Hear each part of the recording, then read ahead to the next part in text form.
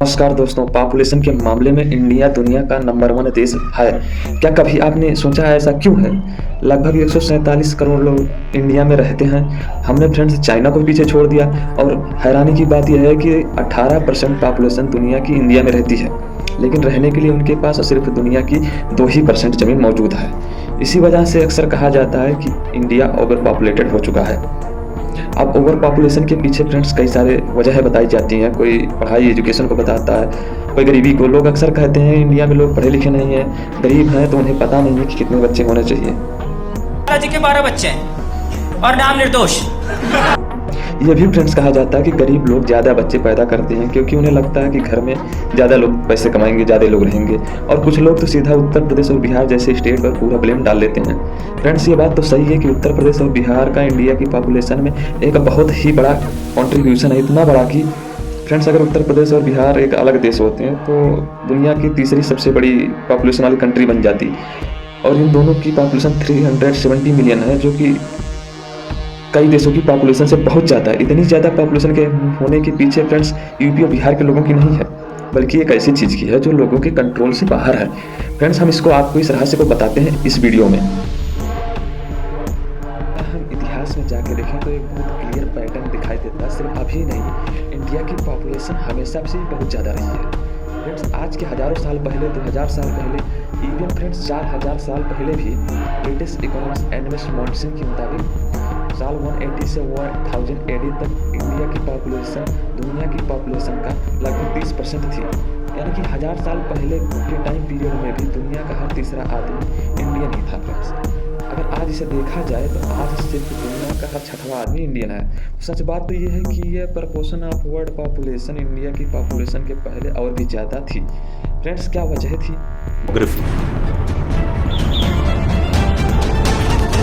लोग जब पॉपुलेशन की बात करते हैं तो पढ़ाई, literacy, access to health care, ये सारे हेल्थ केयर प्रोडक्ट्स जो कंसीडर करते हैं, लेकिन सबसे इम्पोर्टेंट फैक्टर कंसीडर नहीं कर पाते हैं।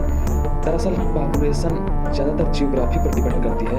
जहाँ पर फ्रेंड नदियाँ होती हैं और फर्टाइल ज़मीनें पाई जाती हैं, वहाँ पर ह्यूमन सिविलाइजेशन बसती है। दुनिया की सबसे पुरानी सभ्यता को भी देखें तो वो भी नदियों के किनारे ही पनपी थी, जैसे मेसोपोटामिया, टाइग्रिस और यूफ्रेटिस नदियों के किनारे are indeed the waters of life.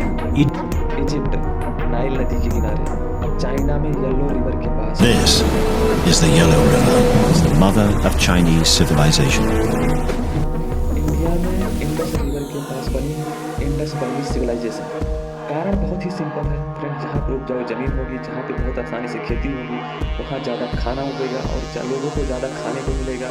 और ज़्यादा खाने की वजह से फ्रेंड्स पॉपुलेशन ज़्यादा ही मेंटेन करना पॉसिबल है। कमाल की बात यह है कि इंडिया को हज़ारों सालों से ऐसा ही उपजाऊ ज़मीन मिली हुई है। यह कोई छोटा मोटी ज़मीन की टुकड़ी नहीं है, यह दुनिया का सबसे बड़ा स्पीसीज फर्टाइल स्पीसीज है।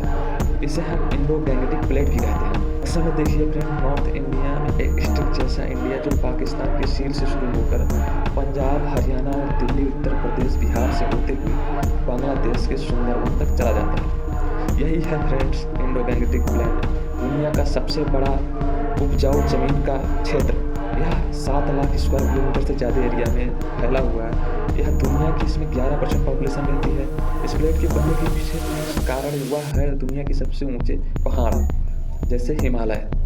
यहाँ की जियोलॉजिकल कहानी आज से 5 करोड़ साल पहले शुरू हो गई थी, जब इंडियन टेक्टोनिक प्लेट गोंडवाना से अलग होकर यूरेशियन प्लेट में पहुंचे और हिमालय के ठीक नीचे फ्रेंड्स एक डीप डिप्रेशन बन गया।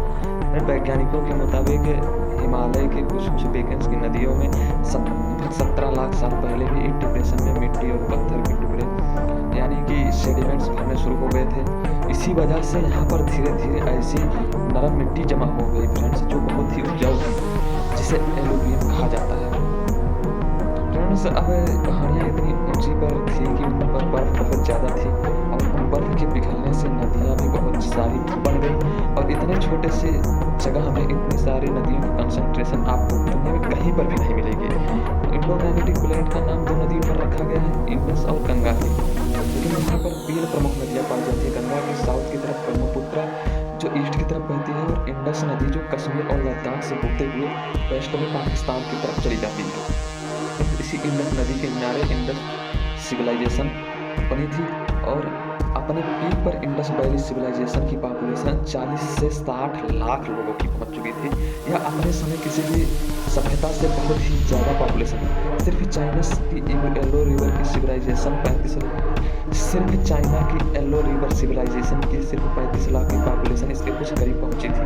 लेकिन 4000 साल पहले भी यह रीजन दुनिया का सबसे पॉपुलेटेड था फर्टाइल प्लेन्स और इन नदियों की वजह से। और यही पैटर्न फ्रेंड्स आपको दुनिया की हर जगह दिखाई देगा जहाँ पर उपजाऊ ज़मीनें हैं, वहाँ पर बहुत ज़्यादा पॉपुलेशन है। चाइना का नॉर्थ एरिया देखिए जो चाइना का 3 नदियों से बना, येलो रिवर, हाई रिवर, और यह चाइना का सबसे बड़ा एलुवियल प्लेन है। यह एग्रीकल्चर के लिए एकदम परफेक्ट है और इसीलिए यहाँ पर लगभग 40 करोड़ लोग रहते हैं। चाइना का पॉपुलेशन डेंसिटी का अगर आप नक्शा देखेंगे जिसमें क्लियरली दिखता है कि ज़्यादातर चाइना के लोग इसी एरिया में निवास करते हैं। फ्रेंड्स, ये दुनिया का सबसे ही डेंस पॉपुलेशन का एरिया है और इसीलिए चाइना की सबसे लंबी नदी यांगसी नदी लगभग 40 करोड़ लोग इसी नदी के किनारे रहते हैं।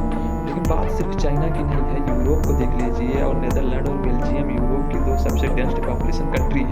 नेदरलैंड में पर स्क्वायर किलोमीटर 531 किलोमीटर रहते हैं और बेल्जियम में 386।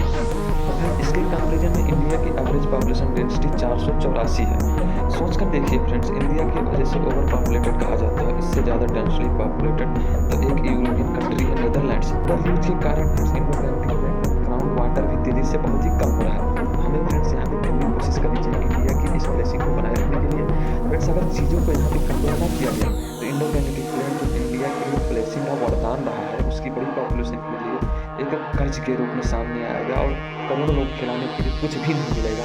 इसलिए बहुत ज़रूरी है दोस्तों हम अपनी पूरी कोशिश करें इस नेचुरल वंडर को बचाए रखने के लिए।